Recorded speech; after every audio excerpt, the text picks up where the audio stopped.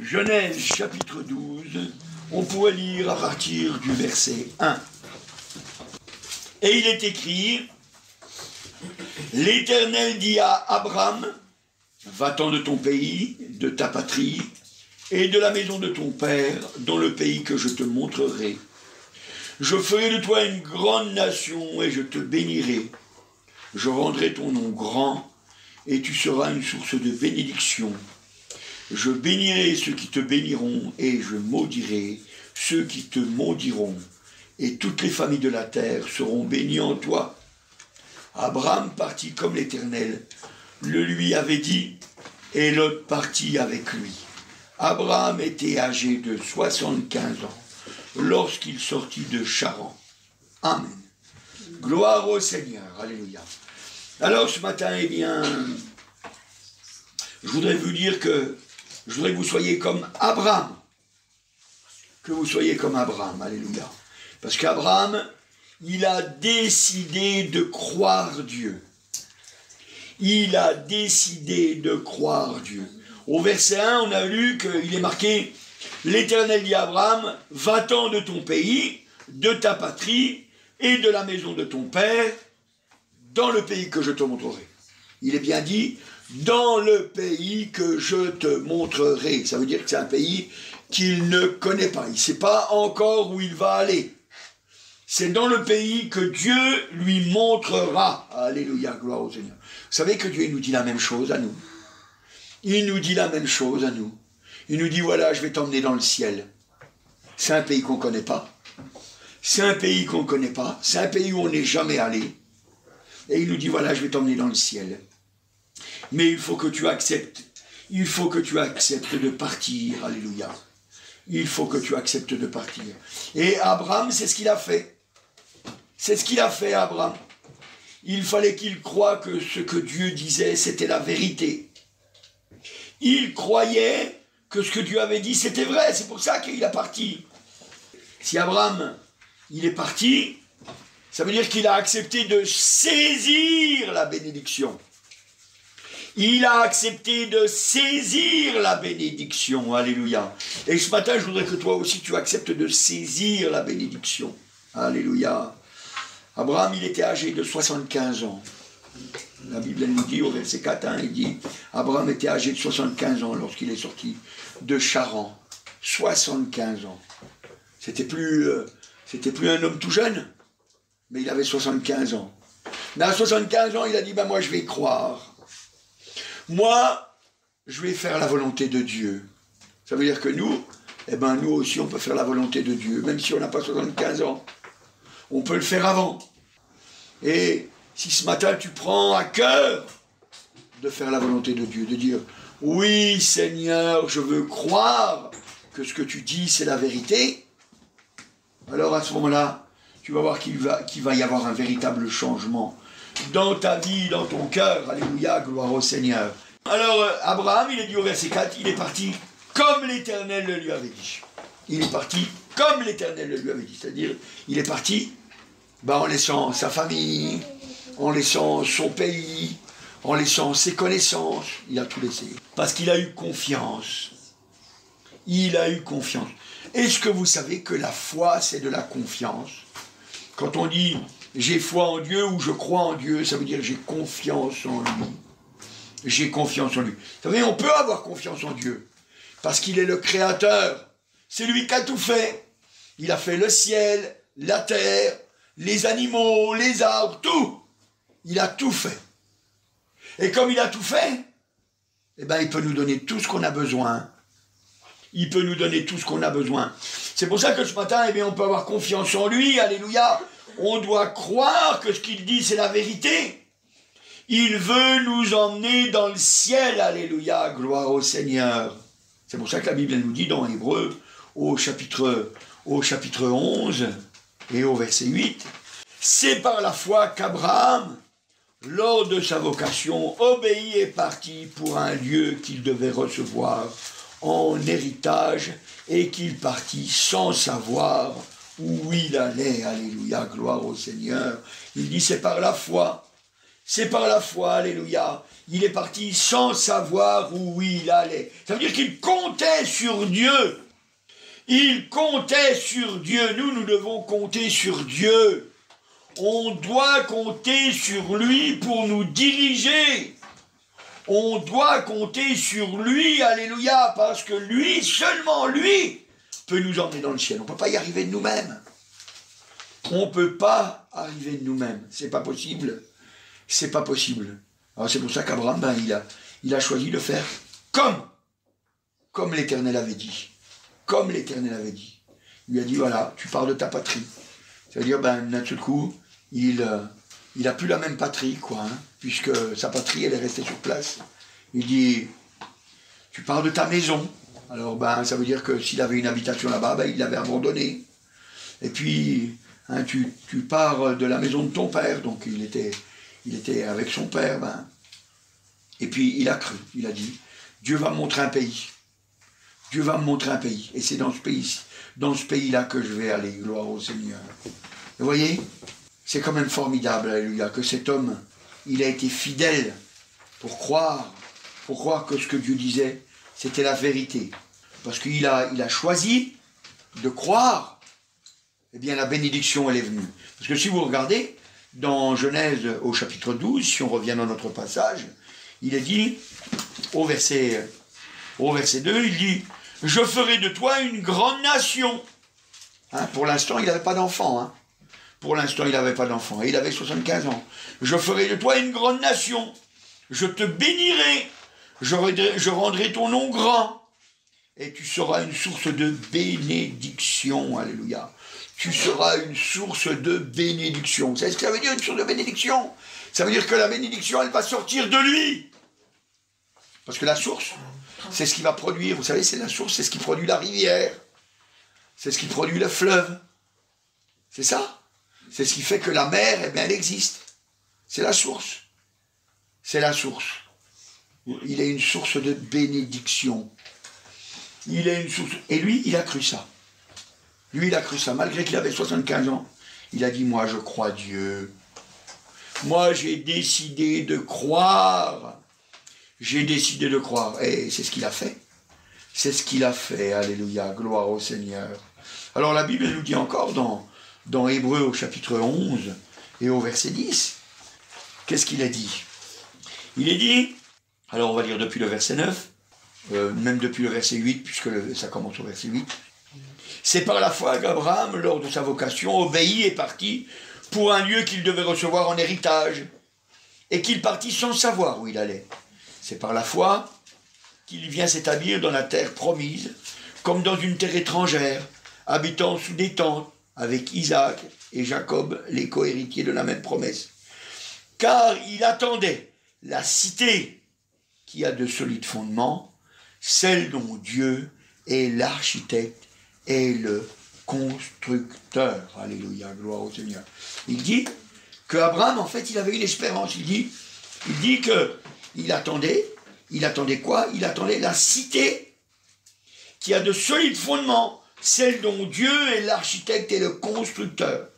Nous savons que la terre et tout ce qu'il y a sur la terre, ça va disparaître.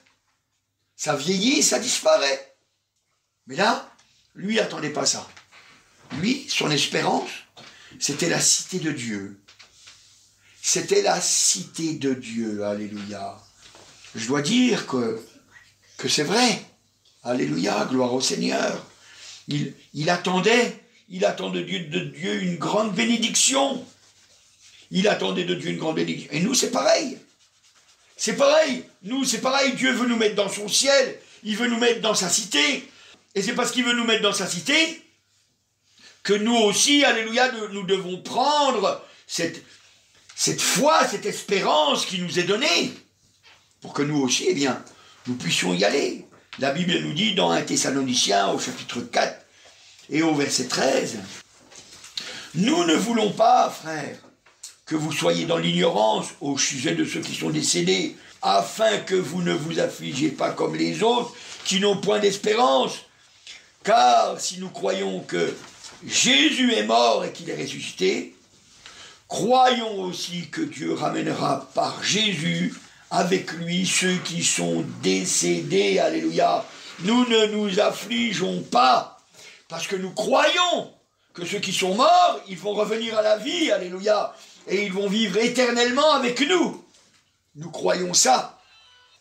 Et on va être tous avec le Seigneur. Alléluia. On va être tous avec lui dans la cité céleste. Alors, vous voyez, si Abraham, eh bien, il avait cette assurance, cette espérance. Alléluia. Nous devons avoir de même la même espérance, gloire au Seigneur. Nous devons avoir la même espérance. C'est pour ça que la Bible nous dit dans Hébreux, au chapitre 10 et au verset 35, il dit, n'abandonnez donc pas votre assurance à laquelle est attachée une grande rémunération. Alléluia, ça veut dire un grand salaire. Alléluia, une grande rémunération. N'abandonnez pas votre espérance, votre assurance. Alléluia.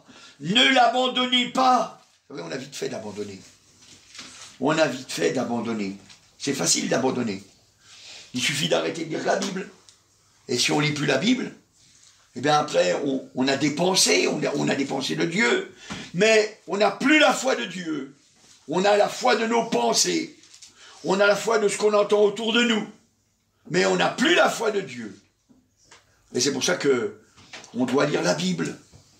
On doit lire la Bible. Parce que la Bible, elle nous dit dans Romains au chapitre 10, Alléluia, il est merveilleux notre Seigneur, il fait tout pour que nous grandissions avec lui. C'est le verset 17 qui nous intéressera, mais on va lire depuis le verset 16. Mais tous n'ont pas obéi à la bonne nouvelle. Ainsi Ésaïe dit-il, Seigneur, qui a cru à notre prédication? Et verset 17, ainsi, la foi vient de ce que l'on entend, et ce qu'on entend vient de la parole de Christ. Alléluia, gloire au Seigneur. La foi vient de ce qu'on entend. Alors ça veut dire que si jamais c'est les choses du monde que tu entends, alors tu vas avoir la foi du monde. Tu vas avoir la foi du monde.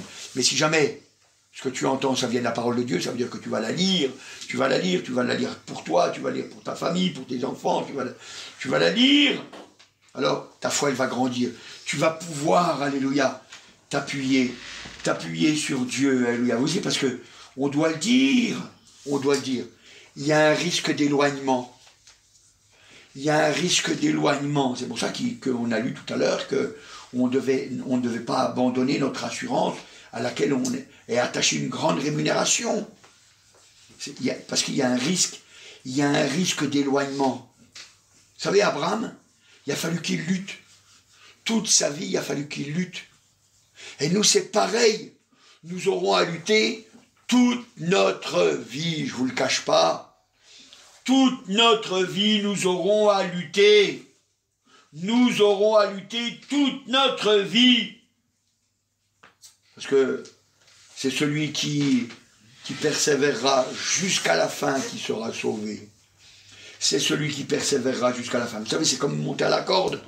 Si vous montez à la corde, et puis que vous arrivez à 1 mètre du haut de la corde, puis vous dites, oh, je suis fatigué, j'en ai marre, je lâche tout. Eh bien, tous les efforts que vous avez faits pour monter à la corde, ils ne servent à plus rien. Ils ne servent à plus rien parce que vous tombez. Ils ne servent à plus rien. Et puis vous ne pouvez pas dire, mais j'ai fait plein d'efforts pour monter. Alors ça devrait compter? Ben non, ça compte plus. Ça compte plus. Et vous savez, tous les efforts que vous ferez pour tenir fidèlement, si jamais vous abandonnez, eh bien tous ces efforts, ils ne serviront à rien. Alors, si vous voulez, je vais peut-être vous rassurer un peu. Quand on arrivera au jugement, si jamais vous n'avez pas tenu jusqu'au bout, eh bien Dieu il tiendra compte de ça, il dira, c'est vrai, tu as fait des efforts, alors tu auras une place moins pénible en enfer, mais tu seras quand même en enfer. Alors c'est pour ça que je dis que ça sert à rien. Ça sert à rien.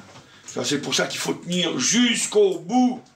Jusqu'au bout. Vous savez, la Bible elle nous dit dans Hébreux au chapitre 2 et au verset 1, il faut savoir ces choses-là. Parce qu'autrement la bénédiction, elle ne vient pas. Vous savez, Abraham, il avait 75 ans quand il est parti. Et après, il a fallu encore qu'il lutte tout le reste de sa vie. Et il a fallu qu'il attende encore 25 ans. 25 ans pour que la promesse, elles viennent sur lui. Pourtant, Dieu lui avait promis, mais il a fallu qu'il attende 25 ans. C'est-à-dire que quand il a eu 100 ans, c'est là qu'il a eu son enfant Isaac.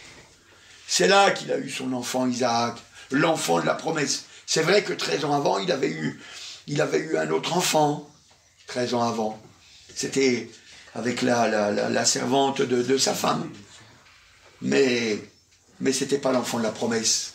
C'était pas l'enfant de la promesse. Alors dans Hébreux, au chapitre 2 et au verset 1, elle dit « C'est pourquoi nous devons d'autant plus nous attacher aux choses que nous avons entendues, de peur que nous soyons emportés loin d'elle. » De peur, parce qu'il y a un risque.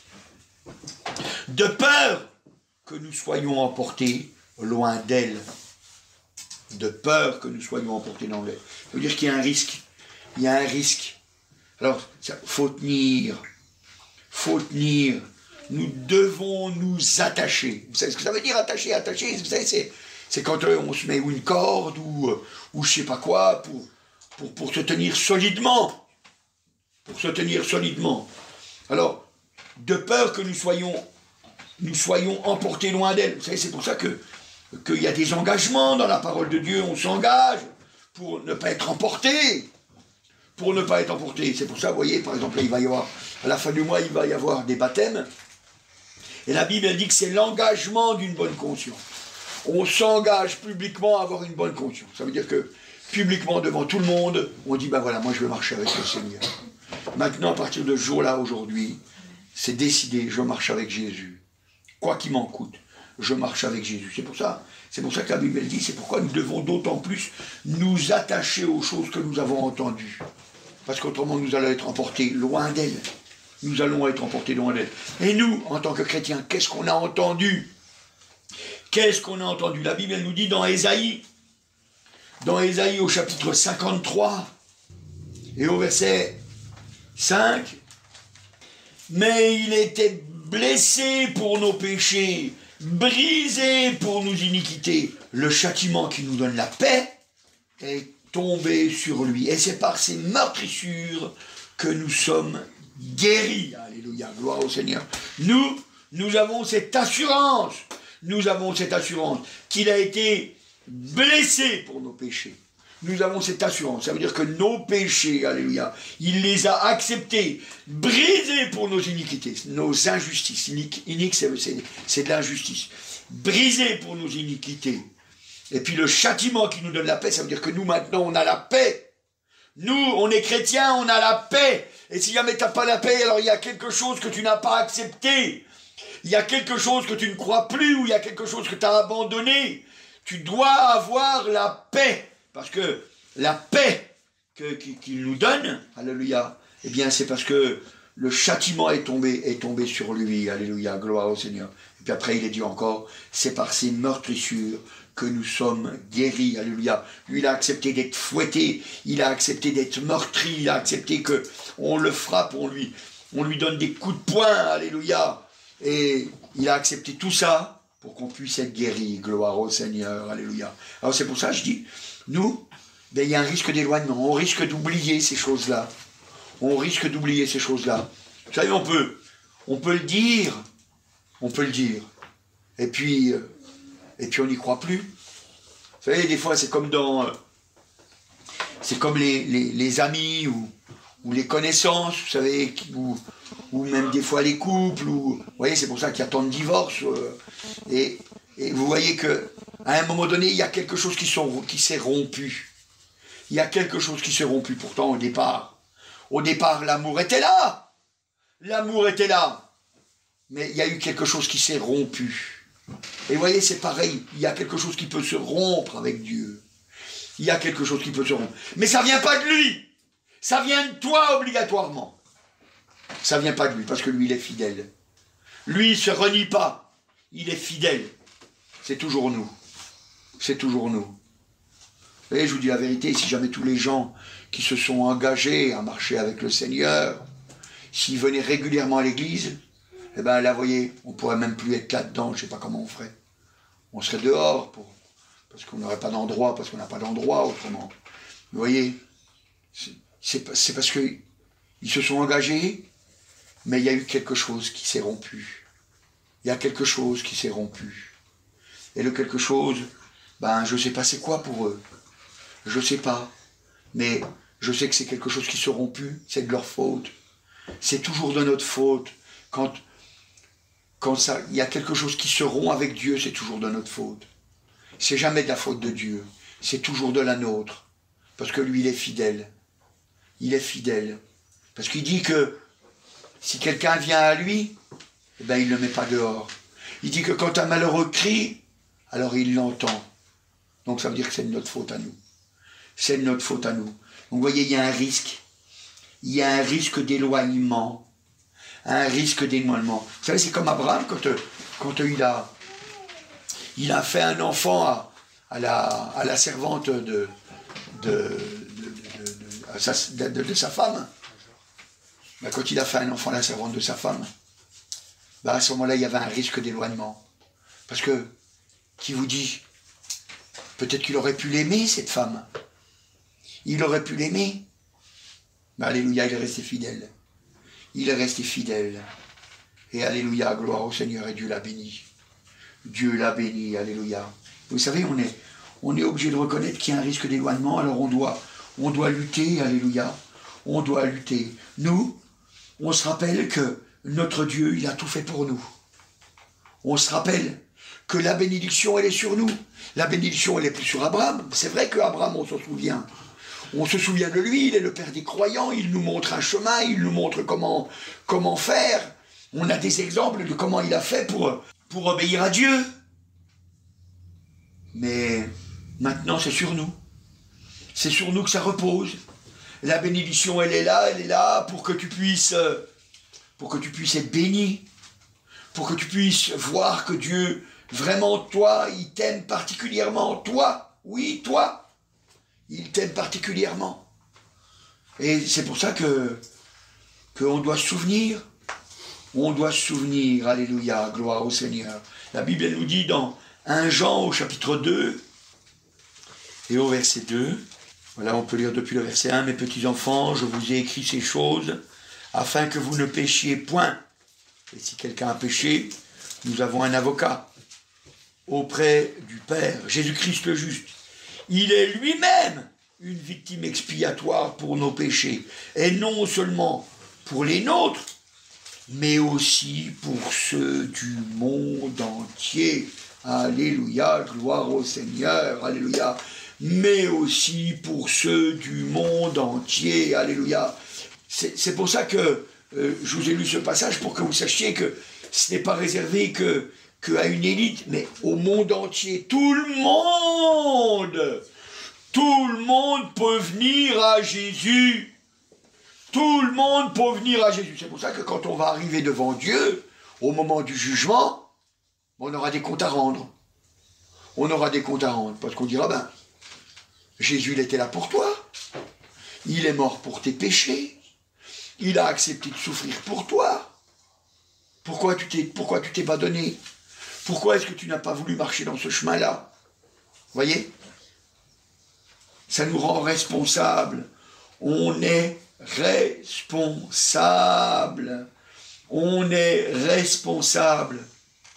Parce que vous voyez, il veut nous aider à aller dans le ciel. Il veut nous aider à aller dans le ciel. C'est pour ça que la Bible elle nous dit dans Galates au chapitre 1 et au verset 4, 1,4,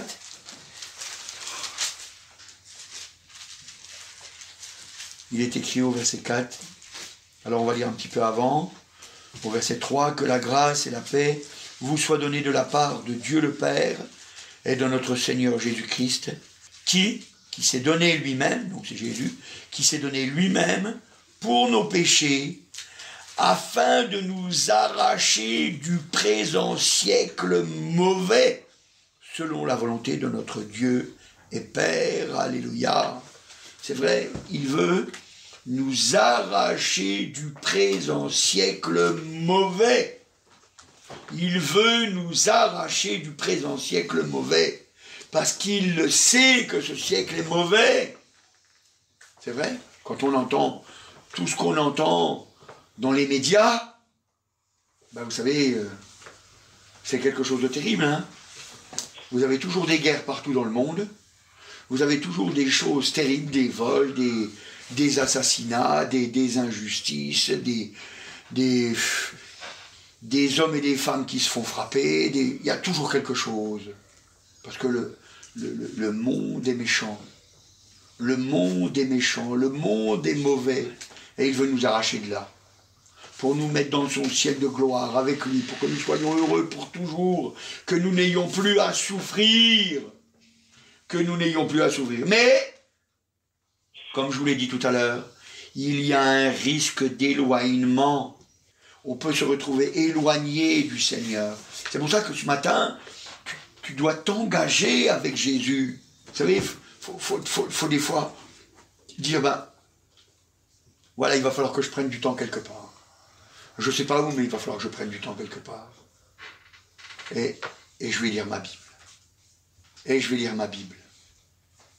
Et si vous prenez du temps pour lire votre Bible, là vous allez voir. Vous allez voir, ça va transformer vos cœurs. Parce que vraiment, la parole de Dieu, elle ne revient jamais à vide. Jamais elle revient à vide. Elle rentre dans votre cœur et elle fait le travail qu'elle a à faire. Et quand elle retourne à Dieu, alléluia, elle a fait son œuvre. Elle a fait son œuvre. Et vous vous sentez heureux. Parce que votre foi a grandi. Et puis vous dites, merci Seigneur, parce que je sais que tu es mon soutien. Je sais que tu es mon soutien. Je sais que tu es mon aide. Je sais que tu vas m'aider. Vous savez, c'est la parole de Dieu hein, qui nous dit que Dieu nous transformera lui-même. Il nous transformera lui-même. Il prendra le temps de le faire. Il prendra le temps de le faire. Vous savez, notre Dieu, alléluia, il est merveilleux. Il est merveilleux. Et c'est pour ça qu'Abraham, eh bien, il n'a pas hésité. Il s'est dit, voilà, je vais marcher avec le Seigneur, avec toutes les promesses qui m'ont été données. Comment est-ce que je pourrais faire pour ne pas marcher? Alors, il a choisi d'être fidèle. Il a choisi d'être fidèle. Et il a fallu qu'il lutte tout le temps après, pour rester fidèle. Et toi, mon frère, toi, ma soeur, il faudra que tu luttes tout le temps pour rester fidèle. Parce qu'il y aura toujours quelque chose qui va être là pour essayer de te tirer de là. Il y aura toujours quelque chose qui va être là pour essayer de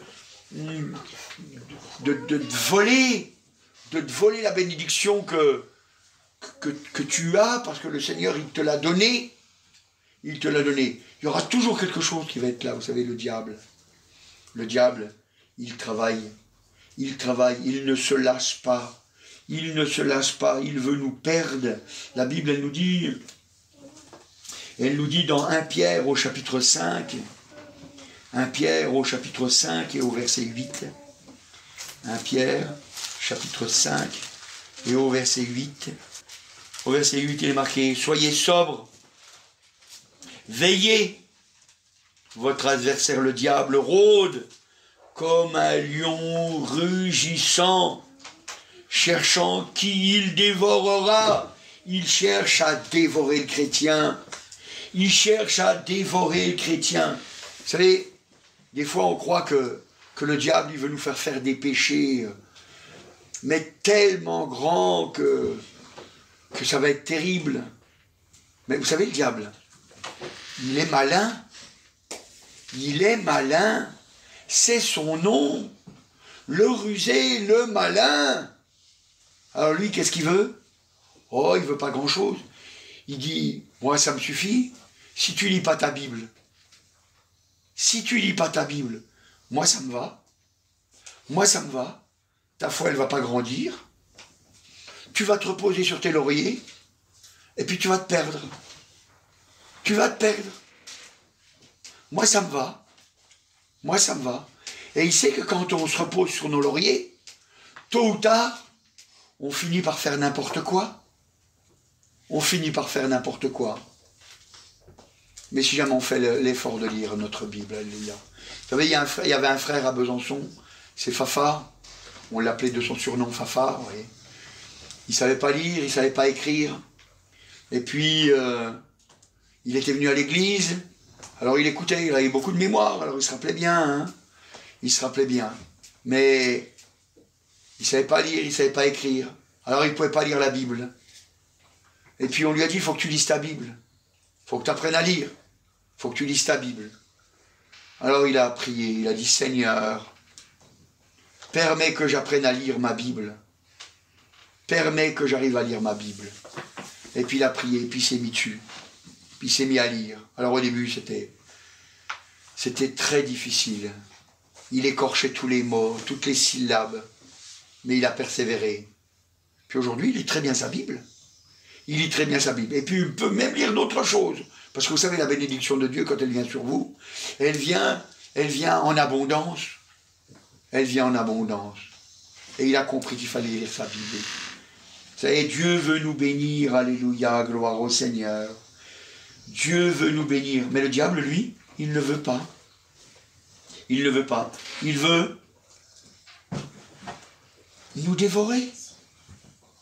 Il veut notre perte. Il veut juste des choses simples.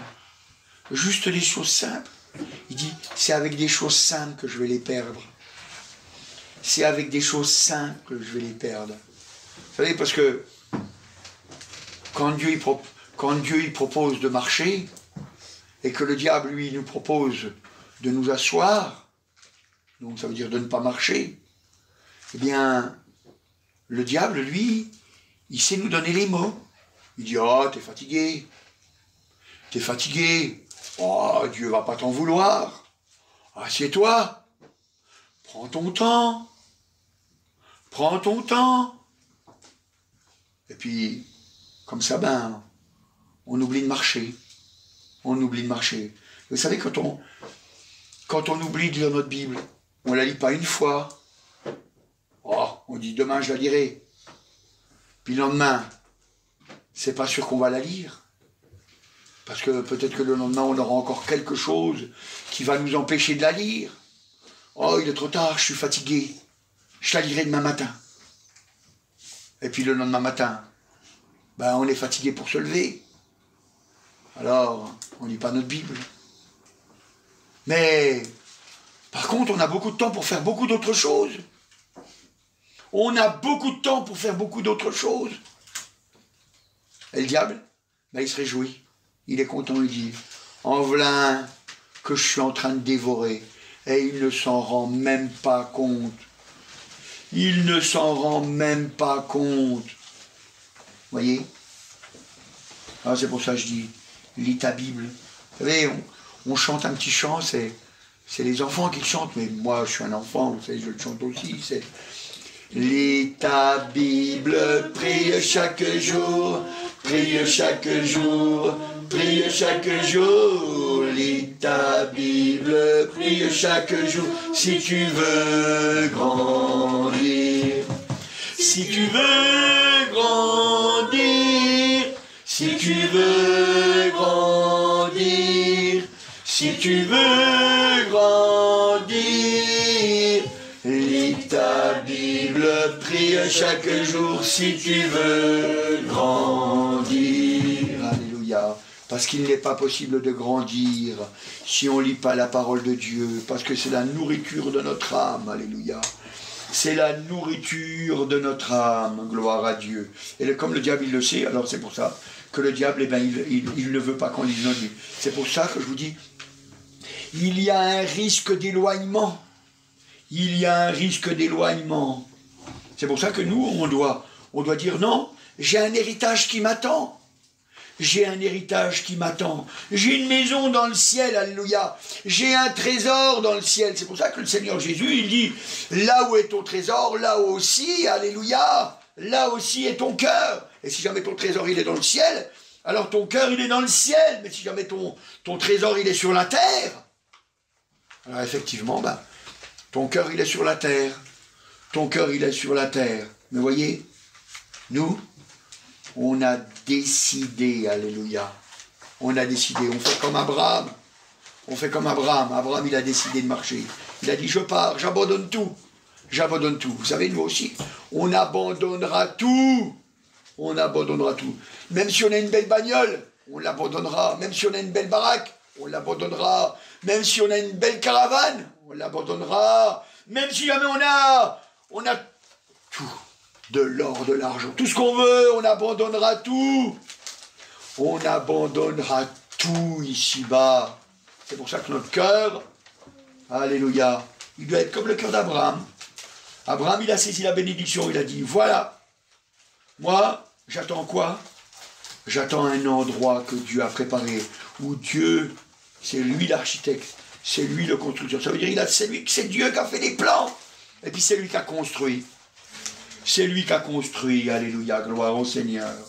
Quand on dit Seigneur, maintenant, j'ai confiance en toi, maintenant je veux marcher avec toi, maintenant, alléluia. Alors on peut croire que Dieu va faire comme il a fait avec Abraham. Il va renouveler nos forces en marchant. C'est en marchant qu'il va renouveler nos forces, alléluia. C'est en marchant. D'ailleurs, la Bible, elle nous dit, regardez voir, pour qu'on comprenne bien que si jamais on ne marche pas, alors on va irriter Jésus. On va irriter Jésus. Et c'est dans l'Ancien Testament que c'est marqué. Dans Psaume, au chapitre 2, et au verset 12, « Baisez le Fils, de peur qu'il ne s'irrite, et que vous ne périssiez dans votre voie, car sa colère est prompte à s'enflammer. Heureux tous ceux qui se confient en lui, alléluia. Il renouvelle nos forces en marchant, alléluia. Mais si on ne marche pas, alors il s'irrite contre nous. Il s'irrite contre nous. Vous vous rendez compte? Il est monté sur la croix, il a accepté de souffrir. Il a accepté d'être frappé. Il a accepté d'être torturé, parce que c'était une torture. Il a accepté de descendre du ciel pour venir pour nous, les hommes. Hein, les hommes de quel que soit le sexe. Hein. Il est venu pour nous, les hommes sur la terre. Il a accepté tout ça pour nous racheter à un grand prix. Alors si jamais nous on n'accepte pas, si on n'accepte pas, si on n'a pas confiance en lui, alors il s'irrite. Ça irrite Jésus. Mais alléluia, il dit, heureux, à la fin du verset, heureux tous ceux qui se confient en lui. Heureux, il y a une joie, un bonheur, alléluia. Heureux, mais c'est vrai, mais c'est ce qu'on a lu. C'est ce qu'on a lu tout à l'heure, c'est ce qu'on a lu dans Ésaïe 53, on ne va pas le redire, mais c'est ce qu'on a lu tout à l'heure. Il est dit que le châtiment qui nous donne la paix est tombé sur lui. Ça nous donne la paix, on est heureux. On est heureux, alléluia, Jésus a payé pour moi, parce qu'il veut nous emmener dans la gloire, il veut m'emmener dans la gloire, alléluia. Il a tout fait, alléluia, alors je peux vraiment me confier en lui. Il y a un risque d'éloignement, mais si moi je viens au Seigneur Jésus, si je reste fidèle auprès du Seigneur Jésus, alors il va renouveler mes forces. Il va renouveler mes forces. Si toi tu viens, alléluia, gloire au Seigneur, alors tu vas voir, il va renouveler tes forces, gloire au Seigneur. Vous savez, c'est souvent ce qui se passe dans le monde chrétien. Les gens, ils perdent courage, ils perdent leur force, parce qu'ils ne viennent pas assez auprès du Seigneur. Ils pensent au Seigneur juste comme ça, quoi. De temps en temps, quand vraiment, ils ont du temps, quoi. Mais mon frère, ma sœur, normalement, tu te lèves. C'est la première personne à qui tu dois penser. C'est la première personne à qui tu dois penser, Jésus. C'est à lui que tu dois penser, en premier. C'est à lui que tu dois penser. Parce que c'est lui qui va t'aider durant toute cette journée. Tu dois commencer par penser à lui. Et puis, la dernière personne à qui tu dois penser à la fin de ta journée, c'est à Jésus. C'est à Jésus. Parce que on doit terminer notre journée en parlant à Jésus. On commence notre journée en parlant à Jésus, mais on termine notre journée en parlant à Jésus. On est toujours avec Jésus, alléluia. On est toujours avec Jésus, alléluia. Heureux tous ceux qui se confient en lui, alléluia. Heureux tous ceux qui se confient en Jésus, alléluia. Et tu peux être heureux aujourd'hui, alléluia. Parce que c'est lui qui pardonne nos fautes. Alors si jamais tu t'étais pas confié en lui, si tu n'as pas commencé la journée avec lui, alors dis-lui, Seigneur, je te demande pardon. Je te demande pardon, Seigneur, que je n'ai pas commencé la journée avec toi. Et Seigneur, je veux que cette journée, elle continue avec toi. Alléluia. Et puis tu vas voir que tu vas avoir de la joie. Il va te consoler. Tu verras qu'il est vraiment celui qui nous aime. Alléluia. Il faut avoir confiance en lui. Il nous renouvelle. Il nous renouvelle. Alléluia. Parce que on a besoin d'être renouvelé. Parce qu'autrement, il y a un risque d'éloignement. Mais, alléluia, on a une espérance comme Abraham. On a une espérance. Il va nous conduire. Il va nous emmener dans son ciel de gloire. Alléluia. Gloire au Seigneur. Vous savez, c'est pour ça que le Seigneur Jésus, quand il était là sur la terre, il avait enseigné les disciples et il enseignait les foules. Et qu'est-ce qu'il disait dans Luc au chapitre 18 et au verset 1? Jésus leur adressa une parabole, donc c'est une petite histoire, hein, pour montrer qu'il faut toujours prier et ne point se relâcher. Et ne point se relâcher. Vous pourrez la lire à la maison. Moi, je lis que ce verset-là, vous voyez. Et c'est vrai, il aura adressé ça, et cette petite histoire pour bien faire comprendre les choses, qu'il faut toujours prier et ne point se relâcher. Il ne faut pas se relâcher. Il ne faut pas se relâcher. C'est comme ça qu'on a la victoire. C'est comme ça qu'on a la victoire. Le chrétien, il est fait pour être un victorieux. Il est fait pour être victorieux, alléluia. C'est comme ça. Le chrétien, il doit être un victorieux. Parce que s'il n'est pas victorieux, alors c'est terrible. C'est un pauvre chrétien. C'est un pauvre chrétien. Mais, si jamais tu décides d'être victorieux, alors, à ce moment-là, alléluia, gloire au Seigneur. Alors tu peux venir auprès du Seigneur, toujours prier, ne point se relâcher. Vous savez ce que c'est une prière? Une prière, vous savez, c'est une supplication. C'est une supplication. C'est une supplication. Vous savez, c'est comme, vous savez, vous allez par exemple dans les toilettes publiques, des fois il y a un panneau, il y a marqué prière, hein, vous voyez, il y a marqué prière de laisser les toilettes dans l'état dans lequel vous aimeriez les trouver en entrant. On demande au Seigneur, Seigneur, j'ai besoin que tu conduises ma vie. J'ai besoin, Seigneur, que tu me diriges. J'ai besoin que tu le fasses. J'ai besoin, Seigneur, parce que tu es celui qui me fait réussir. Tu es celui, alléluia, qui m'emmène dans la gloire. Alléluia, et je compte sur toi. Vous voyez, c'est pour ça qu'il dit, priez sans cesse. Priez sans cesse. Ne vous relâchez point. Ne vous relâchez point. Vous savez, quand on tombe dans le péché, parce que vous savez, les hommes, ça tombe dans le péché. Hein. Et quand un homme, il tombe dans le péché, hein, parce qu'un homme, il tombe facilement dans le péché, eh bien, il faut qu'il vienne auprès du Seigneur, puis qu'il lui dise, Seigneur, tu vois, regarde, je me suis laissé encore séduire, je me suis laissé encore faire. Le diable est en train de me manger. Si toi, tu ne m'aides pas, Seigneur, alors je ne veux pas y arriver. Et puis vous lui confessez votre péché. Et vous le suppliez de vous en délivrer. Je vous dis la vérité, si vous le faites à chaque fois, ben vous allez voir, vous allez être délivré. Vous allez être délivré. Parce que c'est important d'être délivré.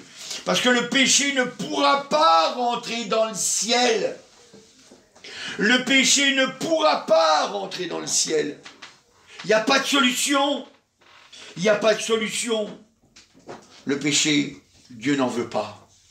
Dans son ciel, il n'en veut pas. Alors c'est pour ça qu'il y a plein de gens qui vont aller dans la souffrance éternelle, dans l'enfer. Pourquoi? Parce que il ne peut pas permettre au péché de rentrer dans le ciel. Vous vous rendez compte? Si jamais vous avez dans le ciel quelqu'un qui rentre et c'est un pécheur, et puis qui pratique le péché, je sais pas, moi, imaginez-vous voir que c'est un menteur, ou un voleur. Alors voilà que dans le ciel, maintenant, on est obligé de cacher nos choses. Voilà que dans le ciel, on ne peut plus avoir confiance. Mais c'est plus le ciel, ça. Ça, c'est pas le ciel. C'est l'enfer. Ça, c'est l'enfer. Ici, vous voyez bien que déjà sur la terre, quand on ne peut pas avoir confiance aux gens, quand quelqu'un il ment tout le temps, ou quand quelqu'un il nous dit des mensonges, ou quand quelqu'un il nous vole, ben, vous n'avez pas confiance. Vous ne pouvez pas lui faire confiance. Vous ne pouvez rien faire avec cette personne-là. Ben, c'est pareil dans le ciel. C'est pour ça qu'on doit être... C'est pour ça qu'on doit être débarrassé de nos péchés.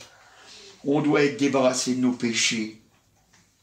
Vous savez, la Bible, elle nous dit dans Nahum au chapitre 1 et au verset 7, « L'Éternel est bon, il est un refuge au jour de la détresse. Il connaît ceux qui se confient en lui. » Il connaît ceux qui se confient en lui. Mais il dit, il est un refuge au jour de la détresse. Vous savez, la détresse, elle peut être de toutes sortes. Vous savez, c'est quand on est tombé dans un piège. Quand on est tombé dans un piège, ou alors quand des gens nous font des misères. Eh bien, il est bon avec nous, alléluia. Il est bon avec nous. Vous voyez, quand on a péché et puis qu'on vient à lui, puis qu'on lui dit, Seigneur, j'ai vraiment besoin d'être délivré. J'ai vraiment besoin que ma vie, elle change. Il est bon avec nous. Il veut vraiment nous faire réussir. C'est pour ça que le Seigneur Jésus, il avait adressé une petite parabole pour dire qu'il faut toujours prier et pas se relâcher. Et on ne doit pas se relâcher. Parce que le temps est court. Vous savez, moi, je vous dis la vérité, je ne sais pas quand est-ce que le Seigneur Jésus va revenir. Mais je sais une chose, c'est que quand il va revenir, ben, il va y avoir des déçus. C'est comme les 10 vierges, quand ils sont partis, regardez voir dans Matthieu au chapitre 25, on pourrait lire au verset 1. Alors le royaume des cieux sera semblable à 10 vierges qui, ayant pris leur lampe, allèrent à la rencontre de l'époux. Donc elles étaient toutes parties à la rencontre de l'époux. Mais il est précisé, 5 d'entre elles étaient folles et 5 sages. Dès le départ, il y en a 5 qui sont folles. Ils se font un évangile à leur façon. Ils ne veulent pas obéir à la parole de Dieu. Ils veulent obéir à leurs propres pensées. Moi, je crois en Dieu. Vous savez, il y en a qui disent, oh, il faut croire, c'est suffisant. Non, c'est pas suffisant, mon frère. Non, c'est pas suffisant, ma soeur. Croire, c'est pas suffisant. La Bible dit, le diable aussi, il croit et il tremble. Parce qu'il sait ce qui va lui arriver. Il sait ce qui va lui arriver, c'est pour ça qu'il tremble. Mais il croit. Il croit. Le diable, il est un saint croyant. C'est un croyant. Dieu, il l'a devant les yeux. Alors il est croyant. Il est croyant. Oh, bien sûr qu'il croit. Croire, c'est pas suffisant. Et voyez, c'est pour ça que nous, on doit en permanence venir auprès du Seigneur pour que nos vies soient bouleversées. Pour que nos vies soient bouleversées. Parce que vous savez, je ne vous cache pas, si jamais on vient par habitude, ben à un moment donné, on ne vient plus. Parce que quand on fait les choses que par habitude, on ne vient plus. Quand on a décidé de venir en vainqueur, alléluia, alors à ce moment-là, on va lutter. Et on va prendre au sérieux la vie que Dieu nous donne. On va prendre au sérieux la vie que Dieu nous donne. C'est pour ça que la Bible, elle dit qu'il y avait 5 folles. Pourtant, elles s'étaient gardées, elles ont fait des efforts, puisqu'il a dit que c'était des vierges. Ça veut dire qu'elles ont fait des efforts. Et vous savez, les chrétiens qui font des efforts, vous savez, qui ils disent, ah, je veux aller au ciel, je veux y aller. Mais ils font des efforts, mais ils sont tièdes. C'est des chrétiens fous. C'est des vierges folles. Ils se gardent de beaucoup de choses. Je fais des efforts pour ceci, je fais des efforts pour cela. Mais pas prêts à obéir. Quand on regarde dans la parole de Dieu et qu'on regarde dans Genèse, oh, c'est quand même important, vous savez, de se rendre compte comment le Seigneur, il a béni, alléluia, comment le Seigneur, il a béni Abraham. Et parce qu'Abraham, c'était vraiment un homme de bénédiction, alléluia. Vraiment un homme de bénédiction. Vous savez, Abraham, quand il a accepté de suivre le Seigneur, 75 ans, il s'est mis au boulot, il a dit, bon, il n'y a pas de problème, il faut quand même que je m'y mette, quoi. Et Abraham, un jour, le Seigneur Dieu, il est venu, et puis il est venu près d'Abraham, et puis qu'est-ce qui s'est passé? Dans Genèse au chapitre 18, au verset 17, alors l'Éternel dit, cacherai-je à Abraham ce que je vais faire? Abraham deviendra certainement une nation grande et puissante, et en lui seront bénies toutes les nations de la terre. Vous savez, quand Dieu lui dit, il dit comme ça, il dit, est-ce que je vais lui cacher? Est-ce que je vais lui cacher? Et vous savez, Dieu, il ne veut pas cacher, il dit, voilà, c'est un homme, il marche avec moi, je ne veux pas lui cacher la vérité. Alors il ne lui cache pas, il dit, voilà, je vais descendre à Sodome et Gomorrhe, je vais aller voir. Je vais aller voir si jamais ce que j'ai entendu dire, si jamais c'est vrai. Et il dit comme ça, il dit, au verset 20, il dit, l'Éternel dit, le cri de Sodome et Gomorrhe s'est accru, et leur péché est énorme. C'est pourquoi je vais descendre, et je verrai s'ils ont agi entièrement selon le bruit venu jusqu'à moi. Et si ce n'est pas, je le saurai. Abraham, lui, il a compris, vous savez. Il a compris. Pourquoi est-ce que Dieu me dit des choses comme ça? Pourquoi est-ce que Dieu me raconte ça? Vous savez, si Dieu lui a raconté ça, c'est pour que Abraham y prenne à cœur. Ce monde est perdu, ces hommes vont mourir. Il faut avoir le même cœur que Dieu. Alors, Abraham, il va se mettre à lutter. Abraham, il va se mettre à lutter. Il va lutter avec Dieu. Il va pas lutter contre Dieu, il va lutter avec Dieu. Avec lui, il va lutter pour que ces hommes soient sauvés. Malheureusement, ces hommes ne pourront pas l'être. Mais au moins, on sauvera ce qui pourra être sauvé. On sauvera ce qui pourra être sauvé. Et nous, si on est chrétiens, nous aussi, on doit avoir le même désir. On doit avoir le même désir, la même pensée. Le monde est perdu. C'est peut-être ton père, c'est peut-être ta mère, c'est peut-être ton frère, c'est peut-être ta soeur, c'est peut-être ton oncle, c'est peut-être ta tante, c'est peut-être ton cousin, ta cousine, ton grand-oncle, ta grande-tante, ou je ne sais qui encore, ou ton voisin, ta voisine. Toi qui es sauvé, est-ce que tu peux te taire? Est-ce que tu peux le laisser comme ça? Est-ce que tu peux le laisser mourir? Moi, je ne peux pas. Moi, je ne peux pas croire ça. Je ne peux pas croire ça. Si on est chrétien, on doit avoir le cœur de Christ. On doit avoir les pensées du Seigneur. Des pensées de vouloir sauver le monde. Des pensées de vouloir sauver le monde. Et si jamais tu n'as pas ces pensées-là, il y a un problème dans ta vie. Il y a un problème dans ton cœur. Le diable est en train de te ronger. Le diable est en train de te ronger, tu dois avoir à cœur de parler. Moi, vous savez, quand on m'a parlé de la Bible, et puis que j'ai lu ce qui avait été écrit dedans, et puis j'ai vu que le monde allait en enfer, mais tout de suite j'ai pensé à ma mère, j'ai tout de suite pensé à mes frères et sœurs, mais je me suis mis à pleurer. J'ai dit, mais je ne peux pas laisser ma mère aller en enfer, je ne peux pas laisser mes frères et sœurs aller en enfer, il faut que je leur parle. Et puis tout de suite je leur ai parlé. Tout de suite, je leur ai parlé. Je n'ai pas attendu. Je leur ai parlé, je leur ai dit, c'est trop important. Parce qu'on ne sait pas quand est-ce qu'on meurt. C'est trop important, c'est trop grave. C'est trop grave. Mais vous voyez, le diable, lui, il ne veut pas. Hein. Il ne veut pas qu'on fasse ça. Il ne veut pas qu'on lutte. Il ne veut pas qu'on prie. Il ne veut pas qu'on s'approche de Dieu et puis qu'on parle de nos voisins, qu'on parle de nos amis, qu'on parle de notre famille, qu'on parle de ceux qu'on aime. Il ne veut pas. Il ne veut pas. Lui, ce qu'il veut, il veut que, on ait une vie paisible. Vous savez, une vie paisible, quoi. Je fais ma vie, je m'occupe pas des autres, c'est tout, je fais de mal à personne. Je fais de mal à personne. Sache, mon frère, sache, ma soeur, que tu fais déjà du mal à une personne. C'est à Dieu. Puis après, tu fais du mal encore à une deuxième personne. C'est à toi. Parce que tu n'entretiens pas ton âme à marcher. Tu n'entretiens pas ton âme à marcher. Parce que quand on s'occupe des autres, alors on a à cœur d'être fidèle pour pouvoir leur faire du bien. Alors que quand on s'occupe que de nous-mêmes, eh ben, on est égoïste. Et puis après, on oublie. On oublie. On oublie. Alors c'est pour ça que je dis, on doit avoir la confiance comme a eu Abraham.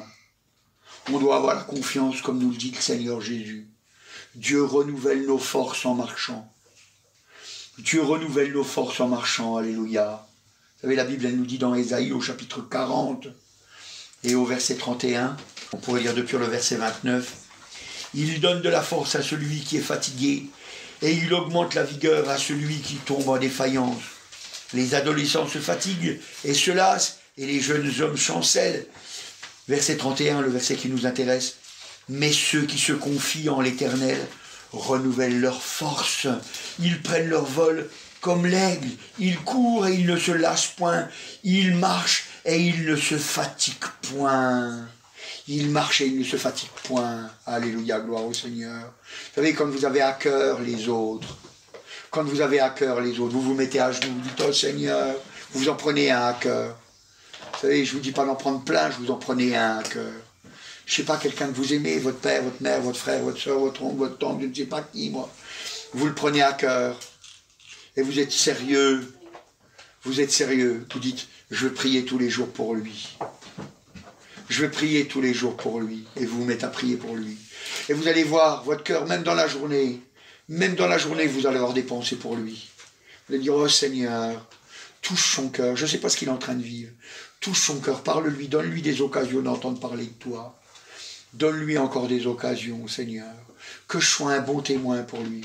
Et vous savez, parce que vous avez ces pensées-là de lui faire du bien, eh bien, Dieu va vous bénir, alléluia. Parce que je ne vous le cache pas, quand on s'occupe des affaires de Dieu, Dieu s'occupe de nos affaires. Dieu s'occupe de nos affaires. Quand on s'occupe des affaires de Dieu, Dieu s'occupe de nos affaires, alléluia. C'est important, Dieu nous aide, alléluia. Il y avait un homme, je ne sais plus, je ne me rappelle plus comment il s'appelle, mais on pourra vous lire l'histoire tout à l'heure. On l'a, la petite histoire, c'est une histoire vraie, c'est un homme, c'était un patron, quoi. C'était un patron d'une boîte. Et puis, il fabriquait des machines et puis des boîtiers de commandes pour la machine, quoi. Et puis, il avait ça à faire, il y avait une commande qui lui avait été faite. Et puis, lui, s'était engagé. Il s'était engagé d'aller faire des évangélisations. Et puis, le travail n'était pas fait. Et il fallait que le lendemain, il donne pour son client les schémas, tout ça. Et il fallait qu'il donne tout ça. Et puis, il n'avait pas fait, quoi. Il n'avait pas fait. Et puis, il a dit, bon, ben, ça fait rien, je vais me mettre au boulot, je vais me mettre à bosser sérieusement sur le projet. Et puis, comme ça, je vais avoir fini. Et puis, on l'a appelé, on lui a dit, ah, au fait, tu te rappelles, frère, tu t'es engagé à aller à l'évangélisation. Puis il a dit, c'est vrai. Alors je vais y aller. Puis il a dit, bah tant pis, Dieu m'aidera pour le reste. Et puis bon, on pourra vous lire la petite histoire. Et c'est formidable, alléluia. Non seulement il a fait il a fait la chose, mais pendant des dizaines d'années, ce qu'il a fait, personne n'a jamais fait mieux. Personne n'a jamais fait mieux. Et puis il a fait ça sur un petit bout de papier vite fait, sur un coin de table, comme on dit. Hein. Il l'a fait vite, il a donné ça pour que ce soit fait. Et c'était Dieu qui l'avait aidé, alléluia. Vous savez, Dieu, quand il voit qu'on s'occupe de ses affaires, alors il dit, ben, moi je vais m'occuper des tiennes, alléluia. Et la bénédiction, elle sera pour toi, si tu choisis, alléluia, de prier pour les autres, pas garder que pour toi. Si tu choisis d'être un encouragement, déjà toi tu vas grandir. Mais en plus, Dieu va te bénir, alléluia. Et c'est ça qui est important de voir. C'est vrai, alléluia, notre Seigneur, alléluia. Eh bien, il renouvelle nos forces parce qu'on se confie en lui, alléluia. Et il dit que on ne se lasse point de marcher, alléluia. On ne se fatigue point. Parce que, alléluia, Dieu est notre force. Dieu est notre force. Alors ce matin, je voudrais, alléluia, que tu comprennes que Dieu est un vrai refuge, alléluia, gloire au Seigneur. Je voudrais que tu persévères jusqu'à la fin, comme la Bible nous dit dans Matthieu, au chapitre 24 et au verset 13, elle dit, c'est celui qui persévérera jusqu'à la fin qui sera sauvé. Ça veut dire qu'il faut tenir jusqu'au bout, alléluia, gloire au Seigneur. Nous devons avoir un témoignage vrai, de vrais chrétiens. Pas faire croire qu'on est chrétien, on doit être vraiment un vrai chrétien. Ça veut dire qu'on doit avoir à cœur les âmes. On doit prendre à cœur aussi d'enseigner à nos enfants, de faire pareil. De faire pareil. Alléluia. Et puis, si tu décides de faire ça, alors, pour toi, il n'y a que de la bénédiction. Pour toi, il n'y a que de la bénédiction. Alléluia. Alors fais comme Abraham. Crois. Crois, alléluia, que Dieu est vraiment celui qui va t'aider durant tous les jours de ta vie. Amen. Je te remercie, agneau de Dieu. Je te remercie, roi des rois. Tu es merveilleux, Seigneur. Alléluia. On peut s'appuyer sur toi. Parce que c'est vrai que tu nous aides, Seigneur.